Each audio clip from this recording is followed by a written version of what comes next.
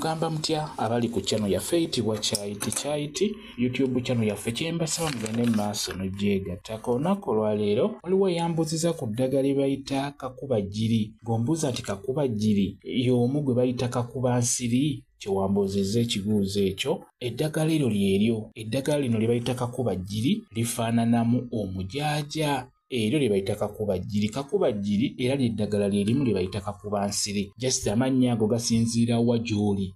Kuba e Masaka ffe twakula tumanyi nti kayitibwa kakubajjiri. Naye ate ng'oluliro n'abakayita kakubansiri. N'olwekyo eddagala eryo lye bayita kakubansiri ate era lye bayita kakubajjiri.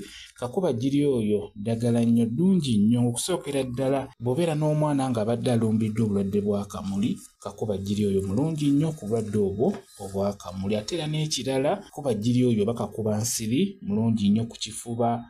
Osobola okukateeka ku caayi gw'ogenda okunywa ku makya ng'obadde olina ssenyiga just sifunako obukoola nga bw'oteekako omujjaja ku caayi. Ddira obukoola obunoge buteeke ku mazzi agookya beera ng'oganywa mpola mpola. Kijja kuba kikuyambako okugobako ssenyiga oyo akumazeeko emirembe. Era kalungi nnyo ku mulwadde w'omutwe. Osobola okukanaaba mu mutwe ng'okayenze bulungi nnyo. Ekirala kalungi nnyo mu kugoba emyoyo emibi ewaka. Osobola okukanyookeza obunyookeza okakaza bulungi n'oteeka amanda ku lujja oba kabaati n'oteekako obukoola bwako n'obuti ne bubeera nga bunyooka naddala nga mulina ebyo bamazeeko emirembe. Bw'oba tolina kabaani oba nga tolina kattaddogo kawunyira osobola okukozesa akadde ako ke bayita kakubajjiri oba kakubansiri. Kajja kuba kakuyambako. Omulwadde w'omusujja nawe osobola okukanaaba okayenga bulungi mu bbaafu n'obeera nga weeyirakokko. Kajjanjaba n'endwadde endala ez'enjawulo naye ng'ekikulu kya byonna kye wabuuzizza keeko ke bayita kakubansiri era ke bayita kakubajjiri. Bwe katyo bwe kafaanana kye njagadde okubeera nga mbalaga oba nga mbabuulira. Mwebale kubeera ku channel yaffe eyitibwa Kyayiti YouTube channel yaffe kyembasaba mugende mu maaso n'ogyegattako mubeere bulungi mweraba.